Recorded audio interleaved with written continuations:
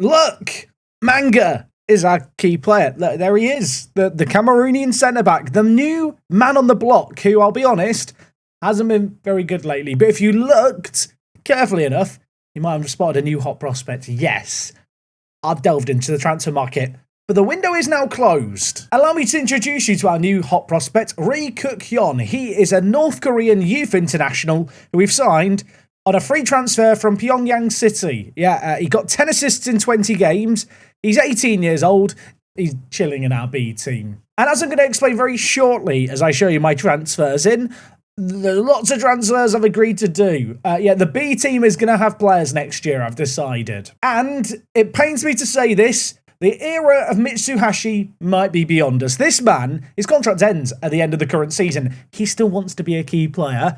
I found a new right back. That man is Tachibana. Not only does he have a funner name to say, but the 18-year-old is, well, I'm going to be honest, a bloody good right back. The only downside, he's cup tied for today's game. Speaking of which, that cup tie game is a game in the Emperor's Cup. We are taking on Vivaren. It's the quarterfinals. We made it one stage further than this last year when we were a J3 side. And in fact, if we look at the remaining teams in the competition right now, there's 4 J1 teams, 3 J2 teams, and even a J3 team in Kagashima United have snuck into the final round. Yes, it is all go in Japan right now. After the intro, I should probably explain those transfers, shouldn't I? I'll see you in a mo.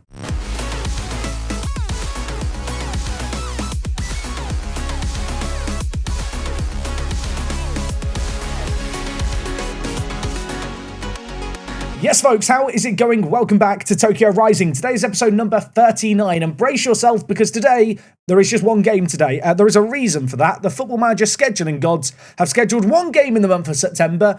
It's a cup game. It's a big one. It's at home against J1 opposition in Vivaren. They're currently 14th in J1. I don't think they're the best team in the competition. They were promoted last year.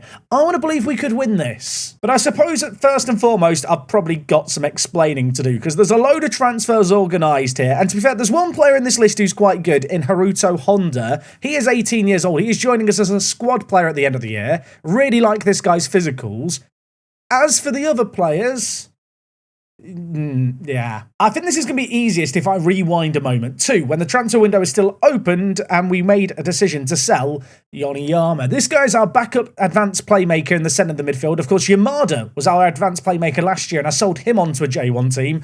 Just the same conveyor belt on goes. Yoniyama's been on the fringes of the team, hadn't been that happy lately. He's been sold to Jubilo and as part of that deal, which was £400,000 for this guy, he's loaned back to us for the rest of the year. I feel like we've done very well to get £400,000 for this guy, but it did get me thinking. And it got me thinking about two things. Firstly, the fact the B team was very, very empty. And also the fact that I had a load of wage budget that I wasn't spending. And actually, for the first time really in a save game, we're actually making profit between transfer windows when I wasn't spending money on players. Yeah, we're actually making money. That just didn't feel right. And so it was with that all in mind, as Yoniyama left the club on the 11th of August, that I decided on deadline day to go and sign some players. One of which is Tachibana, who I actually agreed to sign on a pre-contract, the right back, and then signed for £170,000.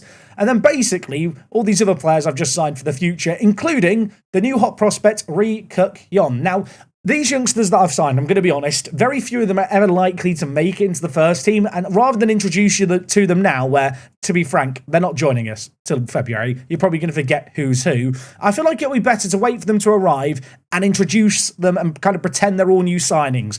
All you need to remember for now is that we've got Tachibana, the right back, Honda, who's a good little striker for the first team, and then basically a bus full of 18-year-olds, some of which will eventually go, hopefully, on to get homegrown at club. I did see some comments last episode talking about, is it time to upgrade the youth facilities, the youth recruitment? The reality is that this costs a lot more money to do than just going out and signing a load of young players.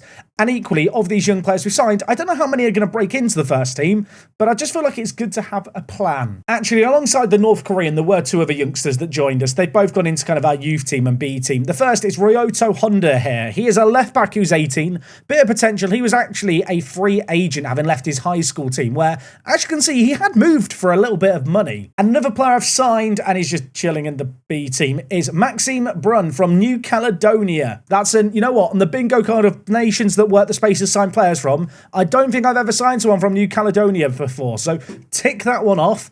Yeah, he came up in my searches when I was looking at players with international caps.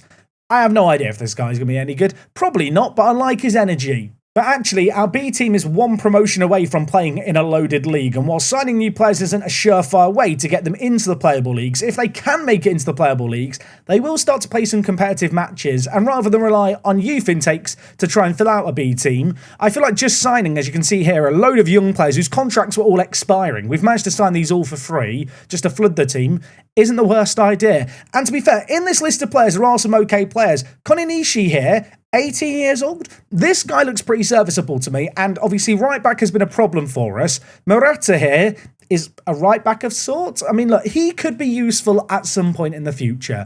All these players that have joined us are 20 or younger. A lot of them will go on to get homegrown at club if they play here for 3 years. And to be frank, I just kind of like the idea of having a semi-competitive B team. Anyway, speaking of being competitive, we probably should talk about the recent form, because in the league, we currently sit up in 4th. We're in a good little spot. There's still 4 games left of the year. They all happen next month. We're probably going to have to come back for those. But as I mentioned, the scheduling this year is a bit of a weird one, where we have a game today on the 13th of September. It's our first game in the month of September. And then our next league game is against Imabari on the 14th of October. Just from the sake of planning and scheduling videos and stuff, there's not really an easy way to do this, but I felt like a quarter-final of the Emperor's Cup was worth coming back for, because, well, if we win this, we're into the semi-final where we made it to last year, and at this point right now, 3 wins away from Asian Champions League football. I said this a lot last year, didn't I? And then we came up short. So I'm trying not to emphasise it too much. Today's game is going to be difficult. But you know what? If there's a reason for optimism, I will point to our recent form. Yes, we lost against Grampus last episode. And yes, the very next game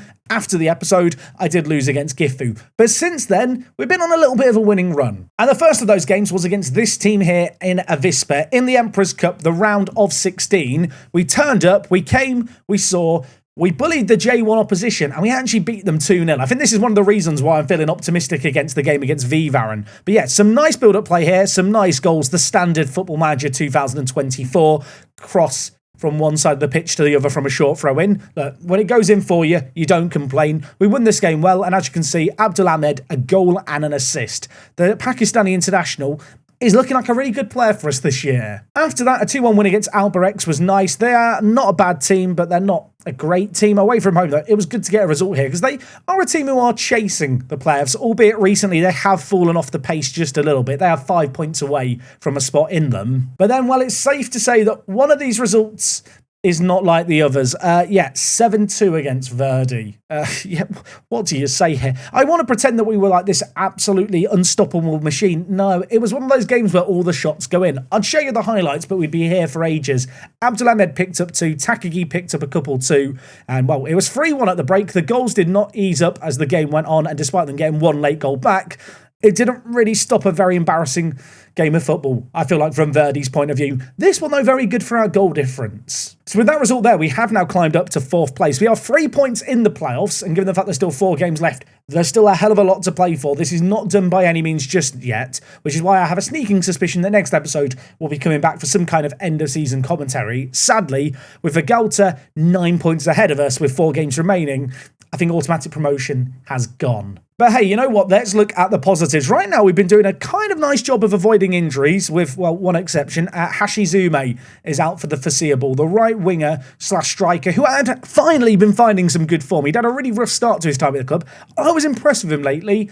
Yeah, he's going to miss today's game. He would have been a useful player to have. And of course, with Takagi and Taba becoming the go-to striking duo, and let me tell you now, these 2 guys have been very good. Takagi's recent form is sensational. Taba tends to be a little bit more hit and miss. He either plays really well or doesn't really show up, but he turns up often enough that I'm still very much a fan of him. But yeah, these 2 guys have locked down this position. Sadly, that has meant for the international player, Omarov, he's just not been playing. I wanted to sell him before the transfer window closed. No one wanted to turn a Kyrgyzstani forward. But heading into today's game against Vivaren, we are very much in full strength. The team is looking in a great little spot. You'll notice here that Sakaguchi, who was the young high school player you might remember we signed at centre-back in the summer, the same time we signed Luke Manga, has become, well, Luke Manga's partner in crime. at least for now. I feel like it's still early days for these guys, but ultimately, centre-back's been a bit of a weird problem position over recent years. I know Ataki, who is our current club captain, has been one of our centre-back options. His ratings so far this year have been some of the worst I've seen from a centre-back in any save in Football Manager. 6.56 is absolutely atrocious. And the other man who started alongside him at centre-back to start the year, in Yoshida, has equally been pretty damn poor. A 6.71 rating is really, really, well, let's be frank, it's not good enough. It's the whole reason why we decided to bring in Manga as a new centre-back option. I'd be lying if I was to say he's hit the ground running, but given the fact he's come from Brazil and he is 20 years old, we've got to show him a little bit of patience. And when you look at his attributes and his ability, I want to believe he will come good for us sooner rather than later. And as for Sakaguchi, well, the high schooler hasn't exactly been great since he joined us, the 18-year-old, but equally, a 6.8 rating is a lot better than some of the other players we've been dealing with. So they are playing at the back alongside one another. Ono and Mitsuhashi are at wing-back today. Like I mentioned, we have Tachibana, the new right-back, but he's cup-tied, so his live commentary debut has to wait, sadly. But in terms of the rest of the team, this is the team that we've settled into. Obviously, Ferreira and Denise in the central midfield are sensational. You'll notice here, Denise has signed a new deal with the club. You might remember at the start of the year, he was wanting over £2,000 a week. He has lowered his demands fairly significantly, felt reasonable enough that I could give him a new contract. So the 29-year-old has signed that. And of course, Ferreira alongside him came to Japanese football this year with a bit of a question mark around him. £2,000 spent on him. His average rating of 7.11 is impressive. 8 assists and 3 goals is really nice. And in fact, when you look at assists, leading the way is another international player in Abdulhamid, who I've already talked about. This guy's been a bit of a surprise package. 8 goals, 8 assists. I know there were some eyes rolled and some mean comments written in the comments section about this guy when I signed him. Look, he's been pretty good so far. I'm a fan. And in terms of leading the goal scoring, it is Taba and Takagi, and then Ahmed and Denise we've already talked about. But in the reality, there's not been one player I've been leaning on a ton for goals. It's actually been a little bit of a team effort. And if you were wondering, Taba, in spite of the fact he's been sent off twice this year, he is currently our man with the highest average rating. The 17-year-old is such a good player. I can't emphasise it enough. And I mean, look at this. He has been at the club 6 months. He's improved a lot. But has he improved enough to go toe-to-toe with a J-League defence? And that is the question that I have. That's the question we're going to be looking to get an answer to as we take on Vivaran Nagasaki. They have Terao as their key man. Takeshi here is bloody good. Apparently he's unhappy at the team right now. He wants to join a team with a stronger squad. I'll be honest, he plays for a squad that is already stronger than ours. He's bloody quick. That's concerning. Anyway, I will apologise for the fact this is the only game today, but it does feel like a big one, and just given the scheduling and how it's worked out, I felt like I'd regret it if I didn't come back for this and we couldn't cause an upset to match last year's exceptional Emperor's Cup run. A win here would put us in a really good position. And actually, while I think about it, another thing to mention is that this week there might be a few gaps in the episodes. Probably nearer the end of the week, I'm actually away. My best friend's getting married this week, and he decided to have his wedding on a Wednesday, which is a bit annoying for the whole scheduling and sorting video thing. So there might be a couple of gaps. I want to give you that heads up. I am endeavouring to pre-record a load of videos before I go away to get them up. Obviously, that is easier said than done. Anyway, Vivaran are today's opposition. They're playing in blue, we're playing in white. Set pieces could be vital. Manga, I mean, we brought him in for his defensive ability, but he is bloody massive. Still looking for his first goal. Still, the search goes on. He's hit the side netting there, but maybe just a warning. Set pieces could be, well, a special weapon disposal. He's headed another one over. 2 headers by Manga in 15 minutes. He's like Van Dijk, but he can't head it downwards. I say that, of course, because Van Dijk has a high XG for a centre-back. And I feel like Manga could be that man for us, just the big, meaty man that we aim for with all our set pieces. His headers on goal have been the best chances of the game. Sadly, they've not been on target. We're already 10 minutes away from the break, and we're on the attack again as Sakaguchi gets it. He's offside. Don't celebrate it. I wanted to give the 18-year-old centre-back his moment in the spotlight, but the linesman has decided to rob him of that moment. 5 minutes left of the break, still 0-0. Like I said, there's not been a whole lot of highlights. It's been 3 set pieces for us. Worth reiterating, the Empress Cup has no replays. We would go to extra time if needed today. And at home, I back us to make something happen here as Kamiyama, the right midfielder, makes something happen, gives it to Taba. His shot is blocked from a yard out. That was a golden opportunity. I mean, to be fair, we do still have a chance from a corner. It's Kamiyama to whip it in. Manga can't quite get there. Falls to Takagi. That is a venomous volley that sadly wasn't kept down. And with that effort there, it is half-time in this game. We've had 7 shots, but only 1 on target. By comparison, they've had just the 1 effort. Gonna tell the players, it's not good enough. I'm not happy. I know that we can do better. I'm going to hope that we can step it up in this second half. And well, sooner or later, I've got to consider making changes. Ahmed has picked up an injury, which I do not like the look of. So I'm going to bring in Sakurai out on the left-hand side. I feel like this guy's always been a very good impact sub in Emperor's Cup games. He loves the good Emperor's Cup matches. Tabarant's strike has been really poor today, so I'm actually going to bring in Okamura for a quick double change after 7 minutes. I talked about Taba being really, really good for us, but he's definitely the kind of striker who he can get frustrated, he can have a moment of madness, and he can get sent off. And I don't really want to risk it. If he's having a game where he can't score, I'm going to bring in a player who I know can score in Okamura. Speaking of which, we might have a chance here. The ball's floated towards the back post. Sakurai was under it, headed away once and then twice, and now Vivaran looking to spring the counter-attack. They've got players left and right here. This is not comfortable. Mitsuhashi misses the interception. Horikawa inside. Taniguchi blocked away back into the box. Manga is going to clear it away, and now we are going to look to maybe catch them on the break. Kamiyama, the right back, or rather the right midfielder, I should say, the number 36, with a bit of time and space, drills a cross in, picks out Takagi. We have the lead. You have to say we deserve it. The right midfielder here in Kamiyama got to the byline really well, but he still had a hell of a lot to do. He drilled the ball into the box. The centre-backs did not read it at all. And well, you back Takagi to score from there. Set piece now, however, for Viva, and it's Gabriel Silva over. He has an exotic, scary-sounding name. He pulls the trigger, and Nakano has saved that, tipping it over. There is 25 minutes left here. We've looked threatening from our own set pieces, but now we've got to turn to one to defend. Vinicius Ferreira is going to whip it in. Ando's there. It's headed goalwards, but Nakano collects. Maybe that's going to give us a little bit of respite. 15 minutes left in this game. I was about to make a change. A corner's happening. Nakajima whips in for them towards the back post. Nakano half palms it away. Horikawa now with it for them. I've only made 2 subs in this game. There's 3 more I can make. I'll be honest with you, when I look at our bench, it's not looking like the most inspiring in terms of players I could bring on, besides the players I've already brought on, which might be a problem, because it's 1-1. Arai with an absolutely stupendous goal. What was that finish? I thought we were going to make it into the 80th minute ahead. Sadly, it's not going to happen. Ishigaki plays it forward. Then Arai picks up the ball and he hits the crossbar. He hits the post. It goes in. You can't really blame Nakano for that one. Okay, I'm going to make changes. Yoniyama, he might be on his way out the club, but I need him here today. Denise has not been particularly good either at centre defence in mid. Watanabe, it's your time to shine, son. He's not played particularly well when we've called upon him, but I need his defensive ability today.